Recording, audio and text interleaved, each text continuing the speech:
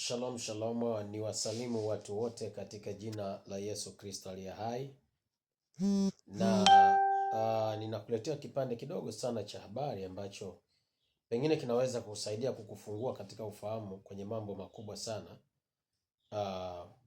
kupitia kuhusu masuala ya neno la Mungu. Kuna sehemu vya kibiblia ambavyo vinahitaji kidogo kupewa ufunuo kidogo ili watu waweze kuelewa. Sitakuwa na maandiko mengi kwa sababu watu wameshasoma maandiko sana ya kutosha, lakini nitakuwa na andiko tu la Yohana 24, Luka sura 24, alafu na sehemu ya vitabu vya Ufunuo kwa wale wanaosoma Biblia. Hapa nataka niseme kidogo kwa wanaosoma Biblia. Kila kilichofanyika kilichofanywa na Bwana wetu Yesu Kristo kilikuwa kimefanywa kwa ajili ya kutusomesha sisi ama kutupa ishara au kututabilia, ni unabii. Sasa leo natazungumzia habari ya mfungo wa siku 40 na siku 40 kabla ya kupaa. Kwa nini alifunga siku 40 alafu tena akakaa siku 40 kabla ya kupaa? Kwa nini alipofuka asingeondoka tu moja kwa moja? Nitaelezea vile ninavyofahamu. Bwana Yesu kabla ya kuhubiri kwanza alifunga siku 40. Hii kiroho inatafsirika kama dhiki kwa ajili ya imani. Dhiki kwa ajili ya imani. Dhiki kwa ajili ya imani, yaani mateso ya kiimani. Alikuwa anapata mateso ya kiimani. Ile siku 40 ilikuwa inawakilisha mateso kwa ajili ya imani, ambayo kanisa pia na lenyewe lilipangiwa kupitia hayo, kwamba litapitia yale yanaitwa mateso au dhiki. Sio dhiki kuu. Nimesema dhiki kuu haiwahusu watu waliookoka wala Wakristo wa kweli, haiwahusu dhiki kuu, bali dhiki au mateso kwa ajili ya imani. Kristo pale alikuwa mfungo wa siku 40, Yesu alikuwa akijiimarisha yeye. Alikuwa akijiimarisha yeye. Yaani hakufunga kwa ajili ya dhambi. Yesu hakufunga kwa ajili ya dhambi, bali alifunga kwa ajili ya kujiweka sawa ili akapambane na dhambi yeye. Sawa? Alafu ile dhiki ambayo wakati anataka kwenda msalabani akiwa anaomba kule mlimani, pamoja na mateso ya msalabani, yale ndio yanasomeka dhiki kuu, ambayo ile ni kwa ajili ya dhambi ambayo itawapata wasiomkiri Yesu, wasiomkubali Yesu. Dhiki kuu.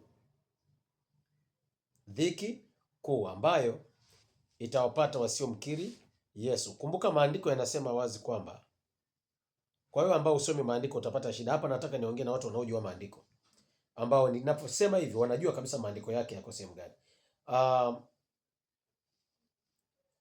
Kwa wale ambao mnasoma Biblia mnafahamu Bwana Yesu wakati anafundisha Injili alikuwa anasema kama ilivyokuwa wakati wa Nuhu ndivyo itakavyokuwa wakati huu.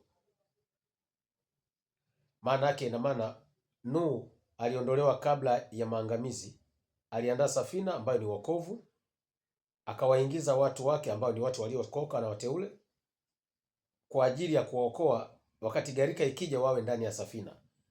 Hii ilikuwa inamaanisha kwamba Bwana Yesu baada ya kuondoka duniani,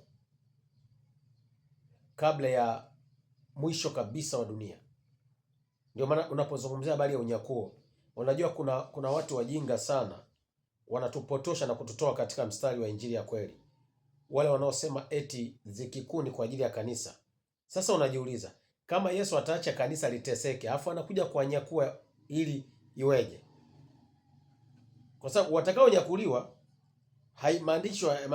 maandiko yasemi watanyakuliwa wanadamu wote. Sio, unanielewa? Yaani kuna unyakuo na ufufuo. Unyakuo unawahusu watu waliookoka ambao siku ya mwisho ghadhabu ya Mungu inakuja, itawakuta wako duniani. Hao itapaswa waondoke kwanza, ili ghadhabu ya Mungu ishuke. Ndio maana ni mafundisho potofu kabisa yasiyo hata na ushahidi yanayosema ati kanisa la kweli litakutana na dhiki kuu. Labda kanisa lenu hilo lenu mtakumbwa na dhiki kuu, lakini kanisa la Yesu Kristo, dhiki ambayo Yesu aliwakilisha ya kutoka jasho la damu, jasho la damu akiwa naomba, na mateso ya msalaba, ndio ilikuwa dhiki kuu kwa ajili ya Wakristo.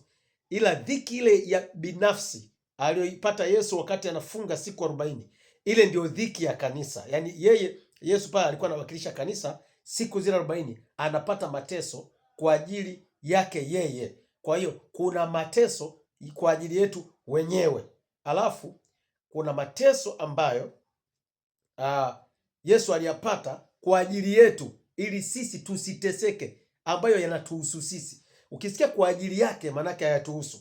Kwa hiyo siku 40 za kwanza hazikuwa kwa ajili yetu, ni kwa ajili ya kuimarisha nguvu yake yeye Bwana Yesu. Naona kwa ajili ya kuimarisha nguvu yake yeye Bwana Yesu. Lakini ile dhiki, kwenye dhiki ile ya pili, kwa hiyo siku 40 zile ni kwa ajili ya dhiki ambayo ilikuwa kwa ajili yake. Afu dhiki ya pili ni ile ya kutoka jasho la damu na kwenda kuteswa msalabani na kuuawa. Ile ilikuwa sio kwa ajili yake. Pale walikuwa pale mateso yale yalikuwa yani pale alisimama kama mwenye dhambi. Sijui kama unanielewa. Pale alikuwa anasimama kama mwenye dhambi, kwamba haya ndiyo watakao nikataa watayapitia, na haya ndiyo ambayo watakao nikubali yatakuwa yamewapita. Kwa nini? Sijui unaelewa ninachozungumza hapa. Ni ngumu sana kuelewa kama hujatulia vizuri.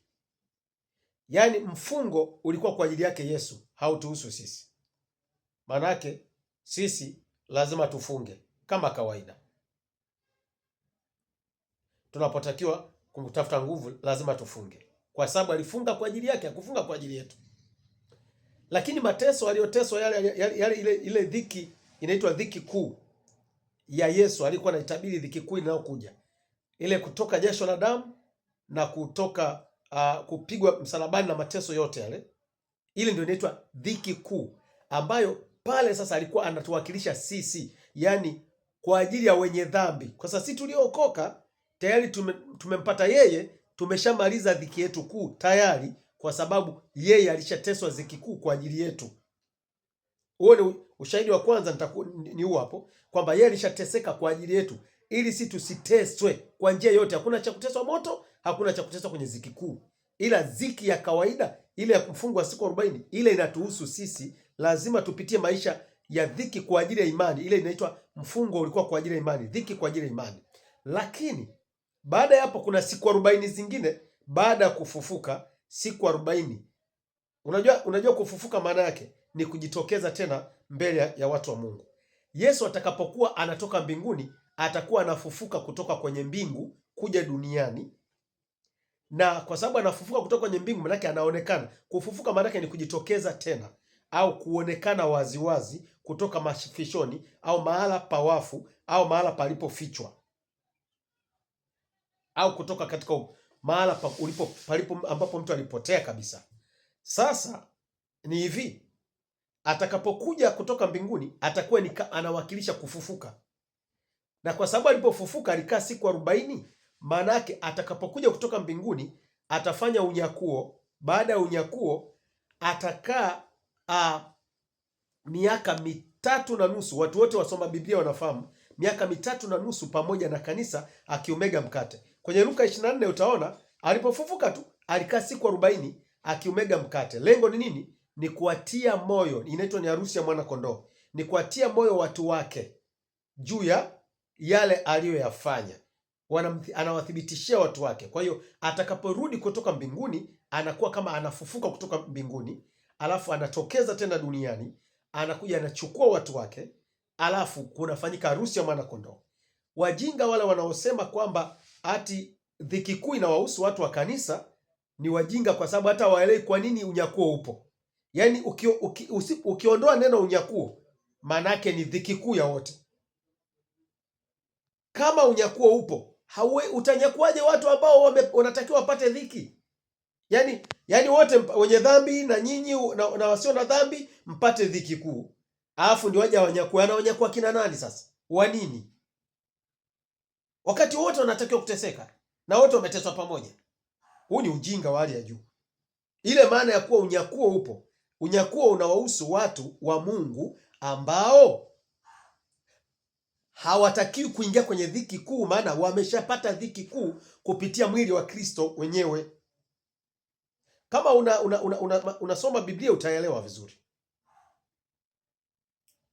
Kwa hiyo siku 40 za kwanza zilikuwa kwa ajili yake. 40 za pili zilikuwa ni za kuwafurahisha wanafunzi wasije wakavunjika moyo, kwa sababu Yesu sasa anaondoka pale. Kwa hiyo ilibidi akae nao awatie moyo wanafunzi wake, wajue kwamba anawapenda na yeye yupo kwa ajili yao. Kwa hiyo zile siku 40 ambazo baadaye zinasoma kwa ni miaka 3.5. Unajua siku 40 ni sawa sawa na miezi 40. Mambo ya kiroho si mnaelewa? Pale alikuwa na tafsiri miezi 40. Na nadhani watu wote mnafahamu 40 ya kwanza, 40 ya kwanza ni siku 40 za kwanza ambazo Yesu alifunga ni sawa na miezi 40. Alikuwa anaikomboa ni 40 kwa sababu miezi 36, yani miaka mitatu ni miezi 36. Okay, miaka mitatu ni miezi 36. Manake ikiwa 40 ni miezi 36 na miezi minne, yani miaka mitatu na miezi minne. Na sijui mnaelewa, huwa Mungu anacheza na hesabu. Miaka mitatu na miezi minne ni sawa sawa na 7, inatengenezwa namba 7. Lengo ni kwamba 7 iwepo hapo. Kuna namba za Mungu sijui mnazifahamu. Kwa hiyo yani miezi 40, 4 ni namba ya Mungu, 3 ni namba ya Mungu, 1 ni namba ya Mungu. Kwa hiyo kuna siri zimefichwa pale. Kwa hiyo siku 40 ni sawa na miaka mitatu na miezi minne, ambayo sawa na miaka 3.5. Okay? Kwa hiyo unyakuo upo, yani kile kitendo cha kuwepo unyakuo, ile ni tangazo la kuwa watu waliokoka hawataingia dhiki kuu. Kwa sababu kama wakati unyakuo unakuja kutakuwa na dhiki ambayo ni miaka 3.5 ya kwanza, itakuwepo ni dhiki ya kawaida ambayo watu wote watakuwepo. Dhiki ya kawaida inaitwa, kwa sababu kumbuka kuna miaka 7 ile ya mapito. Kwa hiyo miaka 3.5 itakuwa ni dhiki ya kawaida ambayo imani zinapimwa, watu wanasafishwa kwa imani, katika imani. Baada ya hapo ndio unyakuo utakuja. Baada ya hapo ndio unyakuo utakuja. Ukishakuja unyakuo, hawa waliokoka watanyakuliwa kwenda mbinguni, kama ili mnavyosoma Biblia. Mimi nimesema leo nazungumza na waliosoma Biblia. Watanyakuliwa kwenda mbinguni. Kwa nini? Kwa sababu miaka 3.5 inayofuata ni ya dhiki kuu kwa ajili ya kisasi cha Mungu juu ya wenye dhambi wasiomtaka Yesu. Kwa hiyo msiwange mnachanganya mambo katika kufundisha haya masuala ya unyakuo na mambo ya dhiki. Mungu abariki sana. Nabii wa Ishara Tanzania. Soma Biblia, masuala yote utakuta katika kitabu cha Ufunuo. Ukisoma vizuri na vitabu vya Injili utakuta kuna baadhi ya mambo ambayo yanaunganisha na unapata hiki nilichokuwa ninasema. Kwa wale ambao wanapenda kusema dhiki kuu itakuwa kwa ajili ya kanisa, ni kanisa lenu ndio litaingia kwenye dhiki kuu, lakini sio kanisa la sisi tuliomwamini Kristo kuwa Bwana na Mwokozi wetu. La sivyo asingeweka unyakuo. Unyakuo wa kazi gani kama kumbe watu wote wanateswa pamoja? Muwe na akili unaposoma Biblia.